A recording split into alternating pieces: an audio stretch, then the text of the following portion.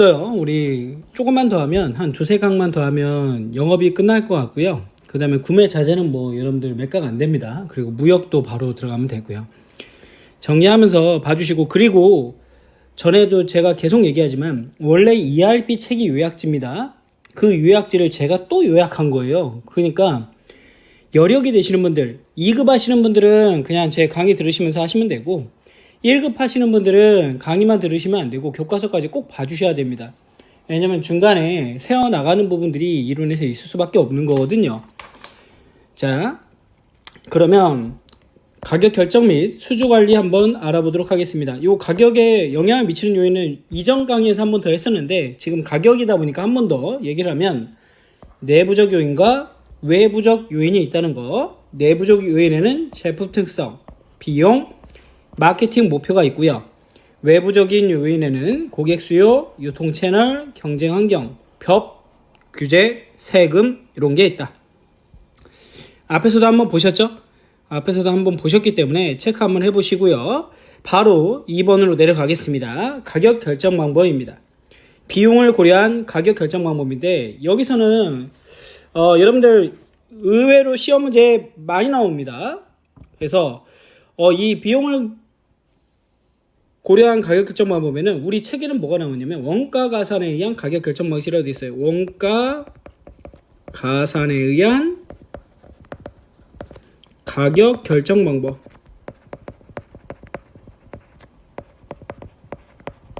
그죠? 원가 가산에 의한 가격 결정 방법이라 나오고, 코스트 플러스 방식 여러분들 아시는 걸로 바꿔볼까요? 그러면 뭘로 되어 있다고요? 그렇죠, 코스트 플러스다 이렇게 나오죠. 즉 무슨 얘기냐, 원가가 더해진다는 얘기예요. 그래서 원가에 이익을 부과해서 가격을 결정하는 방법으로요, 그 생산자, 도매업자, 소매업자, 소비자로 구성되는 유통 단계별로 각각의 그 생산자 가격, 도매자 가격, 소매 가격 이렇게 나눠 놓은 거죠. 그래서 이 각각의 비용에다가 옆에다 한번 그림 그려볼까요? 제가 옆에다가 메모에다 그림 한번 그려보겠습니다. 원래는 요만한 제조 원가가 있겠죠. 제조 원가에 뭐와 뭐가 붙어요? 그렇죠. 공장에서도 비용과 영업비용과 이익이란 게 붙겠죠. 이익이 있습니다. 영업비용과 이익이 있으면 요걸 합쳐서 우리가 뭐라 불러요? 그렇죠. 생산자 가격, 생산가격이라 부르죠. 생산가격. 자, 요 생산가격이라는 부르는 게 다음에 도매에서는 뭐가 된다고요? 도매 매입 원가가 되겠죠. 도매 매입 원가가 되고, 이 도매 매입 원가에다 여기도 마찬가지 비용과 이익을 합치게 됩니다. 그죠? 비용과 이익을 합치게 되고, 요게 또 그 다음에 소매점에서 판매하는 뭐가 돼요? 도매 가격이 되고, 소매점에서 사는 소매 매입 원가가 된다는 얘기죠. 그죠? 소매 매입 원가, 소매 매입 원가가 되고, 여기다가도 마찬가지 뭐 비용과 이익을 붙이는 겁니다. 비용과 이익을 붙이게 되면 얘가 뭐가 돼요? 그렇죠. 우리가 구매하는 소매 가격, 소매 가격. 여러분들 흔히 물건 보면 뒤에 소비자 가격 이렇게 나온 거 있잖아요. 그렇게 되는 겁니다. 지금 보시면은 여기에 요 내용들이 지금 다 뭐예요? 비용과 이익을 각 단계별로 계속 추가하다 보니 마지막에 소매 가격이 됐다 이렇게 가산해 놨다. 그래서 코스트 플러스 방식이라 하는데, 이 코스트 플러스 방식을 이해하시면은 우리 농수산물이 왜 이렇게 비싼 걸 알게 됩니다. 그래서 우리가 직거래를 하면 저렴하고, 농수산물 같은 경우에는 단계를 많이 거치면 비싸진다 하죠. 왜? 단계를 거칠 때마다 여기 비용과 이익이 추가되니까요. 그렇게 봐주시면 될 것 같고요. 자, 시장 가격에 의한 결정 방법에는 여러분들 시장 가격은 우리도 한번 배웠어요. 그죠? 경쟁 기업의 제품 가격을 우선적으로 고려해서 자사의 시장 그 제품 가격을 시장에다가 결정을 하는 건데, 우리가 흔히 말하는 수요와 공급에 의해서 결정이 된다는 얘기죠. 시장 가격에 의한 가격 결정 방법. 그 다음에 얘는 별표입니다. 손익분기점 및 목표 이익에 의한 가격 결정 방법인데, 이것도 앞에 이전 강의에서 8강 할 때 한번 봤었던 거거든요. 공식을 한번 봤었는데 다시 한번 봅니다. 손익분기점. 자, B EP라고 부르죠. 그래서 브레이크 이븐 포인트라 해가지고 수익과 비용이 같은 상태를 얘기합니다. 즉 이익이 0인 지점이 되고요. 이 지점을 넘어서면 수익이 발생하는 거고 밑으로 내려가면 비용이 발생하는 거가 되겠죠. 그래서 우선은 여기서는 여러분들 손익분기점 판매량을 구하는 공식 고정비 나누기 단위당 판매 가격 마이너스 변동비를 해주시면 되겠다. 이거 기억해 주세요. 암기해 주시고요. 혹시나 우리가 목표 이익이란 거를 우리가 감안해 두고 있다면 그 목표 이익을 분자에다가 놓고서 나머지 공식은 똑같이 해주면 목표 이익을 감안한 판매량이 나옵니다. 자, 여러분들 이거 중요한 건 뭐냐면 이거는 판매량을 구하는 공식이에요.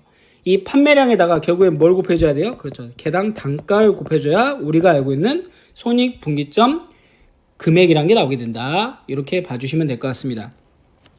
그 다음에 전략적 가격 결정이라는 거를 여기다 제가 밑에다 넣어놨는데 교과서에 다 나오실 거예요. 가격을 결정할 때 전략적으로 들어가라는 얘기입니다. 구매자 특성에 따라서, 그죠? 구매자 특성에 따라서 가격을 좀 차별화를 시켜야 되고요. 또 그 다음에 시기와 시간에 따라서 좀 우리가 뭐 여러분들 호텔 같은 거를 예약할 때도 당일에 맞춰서 하면 비싸지죠. 이거 마찬가지입니다. 미리 사면 싸지는 거 그런 것처럼 시기와 시간적인 특성에 따라 가격을 차별화하고 지역에 따라서도 가격을 차별해야 되겠죠. 생산되는 그 지역은 저렴하겠고 원거리면 가격이 비싸겠죠. 그죠? 그 다음에 제품 수명 주기에 따른 가격 변화. 무슨 얘기냐? 도입, 성장, 성숙, 쇠퇴기에 따라서 가격이 천차만별이 되겠죠. 쇠퇴기 거는 여러분들 가격을 비싸게 책정하면 안 되겠죠. 그리고 성숙기도 앞에서 한번 나왔지만 성숙기가 또 중요한 게 경쟁 업체에 비해서 비슷한 물건이 나왔다 하면 가격을 할인해주는 정책이 또 필요하다는 얘기입니다. 이렇게 차별화를 시켜야 되겠다. 그 다음에 소비자의 심리에 따른 소비자 심리. 자, 여러분들 그 명품 같은 경우에는 명품 소비자 심리라는 게 있죠. 얼마 전에 루이비통인가요? 아니면은 구찌였나? 비닐 가방 아시죠, 여러분들? 그 폴리에스테로 된 투명한 비닐 가방이 나왔습니다. 그 투명한 비닐 가방에다가 딱 브랜드 로고 받고 가죽으로 된 우리가 흔히 말하는 손잡이만 달았어요. 얼마일까요? 여러분들이 생각하시는 거 이상이 한 100배, 1000배 가격입니다.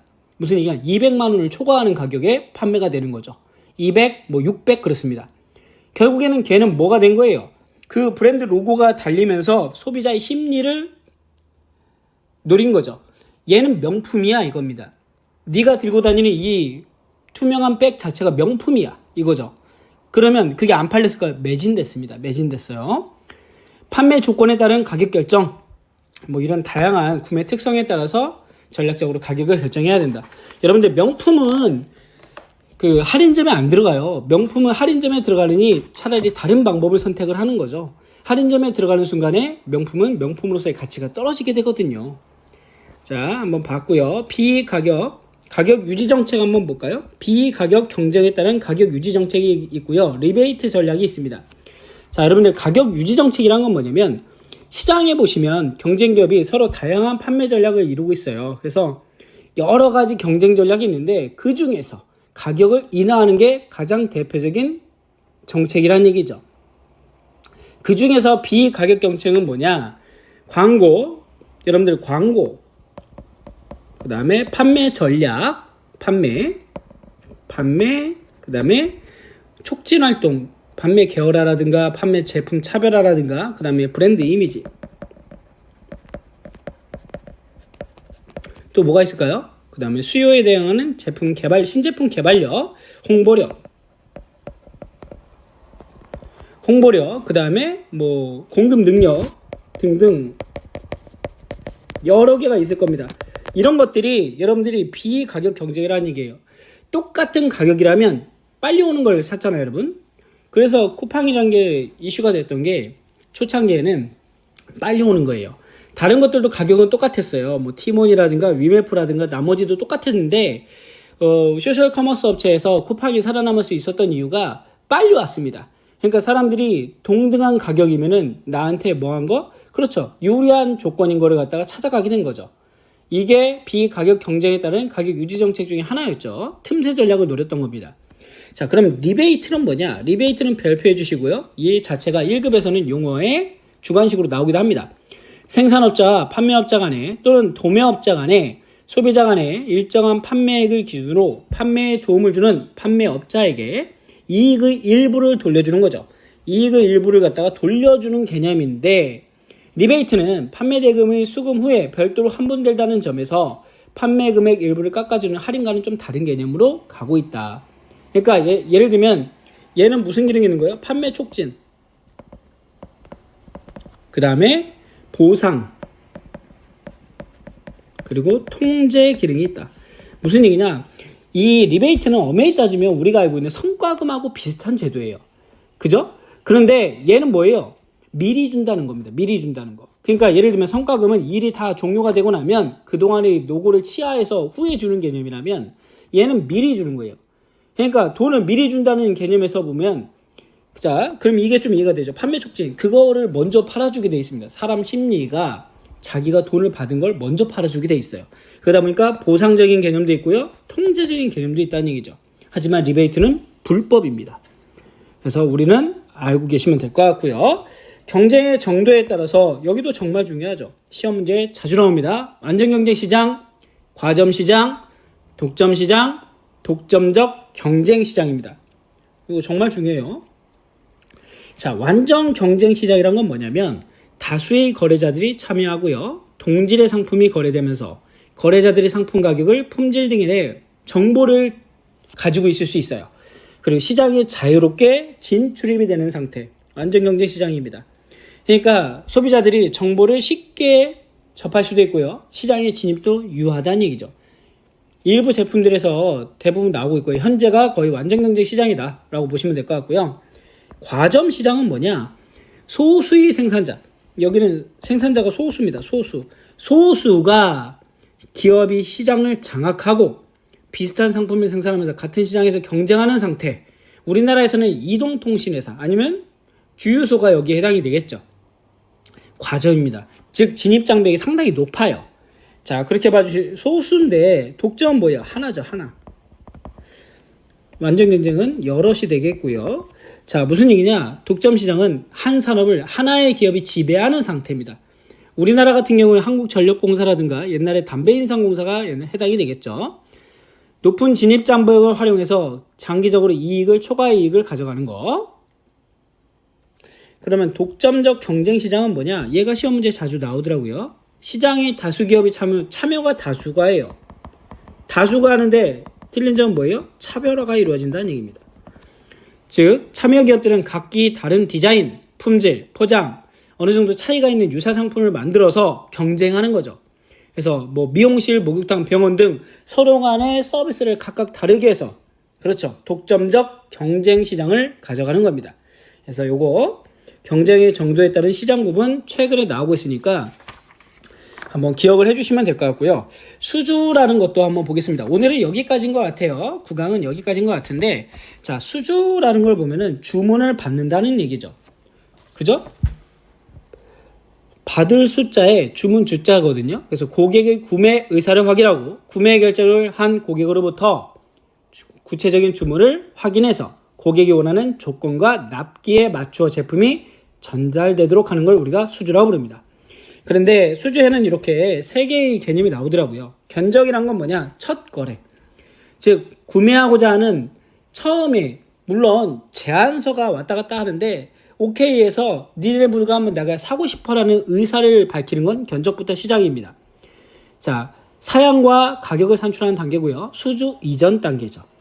일반적으로 언제 한다고요? 여기로 첫 거래이거나 시장 가격에 변동이 있을 때 진행한다. 견적 알아주시고요. 그러면 우리가 계속 거래하는 업체는 견적을 안 받을 수도 있나요? 그렇죠. 가격이 변동이 없으면 굳이 견적을 받을 필요가 없겠죠. 다른 말로 하면 우리랑 계속 거래하는 업체도 견적을 받아야만 되는 상태가 있을 수도 있다는 얘기입니다. 언제? 시장 가격이 변동됐을 때. 자, 그 다음 수주입니다. 구매를 결정한 고객으로부터 구체적인 주문을 받는 거죠. 수주 시 확인할 사항은 거래처, 물품의 상세 수량, 단가, 대금 조건, 납기, 납품처 등등 특별 내용 등 이런 것들을 갖다가 우리가 수주에서 받는다라는 거고요. 수주 등록은 요 수주 등록만 가지고 시험 문제 나온 적도 있더라고요. 나중에 기출문제 풀면서 수주 등록 해당되는 문제 알려드리도록 하겠습니다.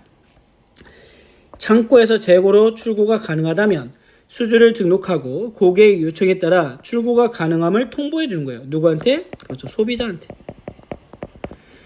자, 현재 창고는 재고가 없어요. 그러면 생산 예정량을 확인하고 수주 등록한 내용을 갖다가 확인한 다음에 생산 완료의 예정 일자를 근거로 해서 고객에게 납기를 통보하는 겁니다.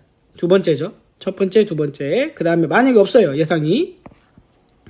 입고되는, 이거 무슨 얘기냐면 이게 입고 예정이죠. 입고 예정이 되는 거고. 입고 예정이 없네요. 그럼 어떻게 해야 돼? 수주를 등록하고 생산 계획 일정을 수립해서 납기를 통보하는 세 번째입니다. 1번, 2번, 3번.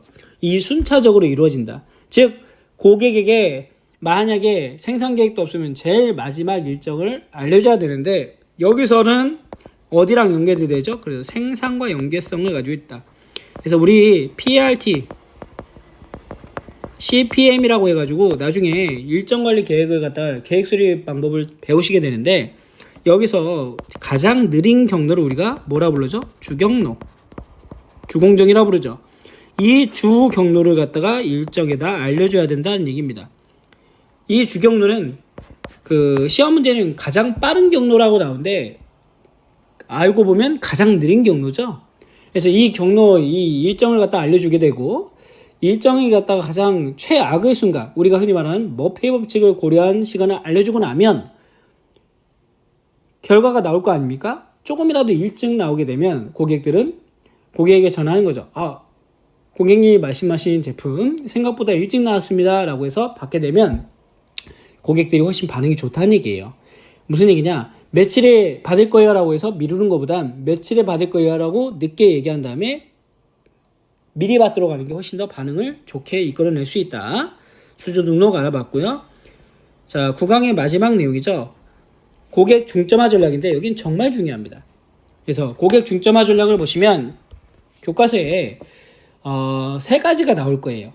그래서 고객 중점화의 개념부터 한번 알아보시면은 우량 거래처가 있다는 얘기죠. 여러분들 우량 거래처라는 건 뭐냐? 거래처가 여러 개가 있을 거예요. 근데 그 거래처를 갖다가 여러 거래처보다 훨씬 더 많은 이익을 가져오는 거래처.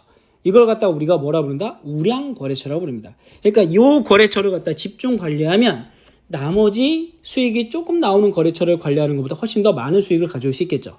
그래서 고객의 시장 점유율이나 판매 목표 달성에 영향을 미치는 요인이 매우 크기 때문에 이 중점화 전략이란 건 즉 우량 거래처를 뽑아서 그 거래처를 집중해서 관리하겠다는 전략이 되겠습니다. 그런데 세 개로 나뉜 이유는 요인이 몇 개냐 이거죠. 자, ABC 분석이란 건 파레토 분석이라 나와요. 파레토는 원래 이탈리아의 경제학자 파레토라는 사람이 정립한 법칙인데요. 8대2, 80대 20의 공식이라 부릅니다. 그래서 파레토는 때때로 양적인 작은 항목의 가치가 전체 큰 항목보다 우수하다, 중요하다라는 걸 뽑아냈고요. 회사의 20%의 인재가 80%의 회사를 먹이 살린다 그런 얘기 있잖아요. 우리 아니면 20%의 제품이 80%의 매출을 가져온다는 그런 여기저기 쓰이고 있는 원칙입니다. 경제학의 원칙이 물류와 품질과 생산에 들어가서 현재 사용이 되고 있다. 자, 그러면 ABC 분석은 가장 집중적으로, 그러니까 집중 관리를 해야 된다는 얘기예요. 집중 관리를 해야 되는데 어떻게? 그렇죠. 하나의 원인입니다. 하나의 원인. 집중 관리하겠다. 그게 뭐예요? 매출이 되겠죠.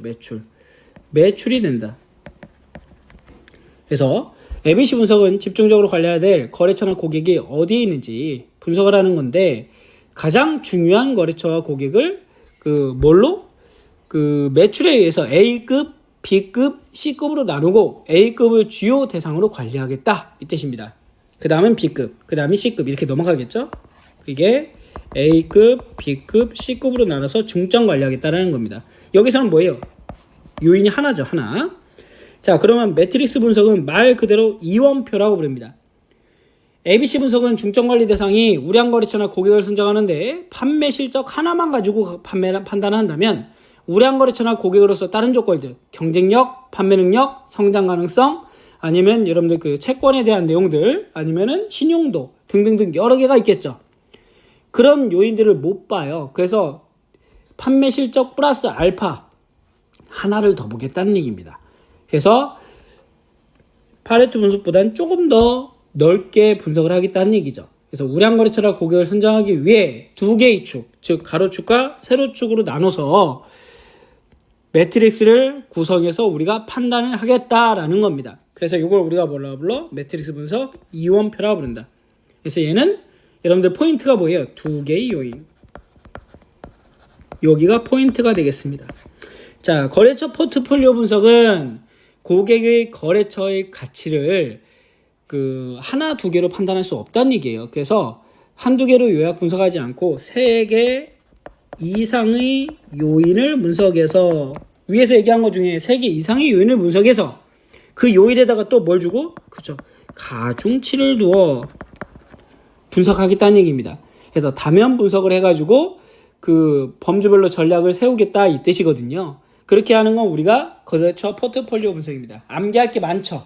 그러니까 여러분들이 그냥 포인트만 잡아주시면 돼요. ABC 분석은 하나의 원인, 매트릭스 분석은 두 개의 요인, 거래처 포트폴리오 분석은 3개 이상. 이것만 가지고도 문제는 풀립니다, 여러분. 이렇게 해서 문제를 풀어주시면 되겠다. 외울 게 정말 많잖아요. 우리가 암기해야 될 게 너무 많다 보니까. 그리고 공부하시는 분들은 물 하나만 보는 것도 아니죠. 생산도 보시고 하기 때문에 여러 가지를 공부해야 되고 암기해야 될 게 많으니까 핵심 포인트를 이렇게 탁탁 집어서 외워주시는 것도 괜찮습니다. 자, 오늘 9강 여기서 마무리하고요. 다음은 10강 진행해 보도록 하겠습니다. 오늘 수고하셨습니다.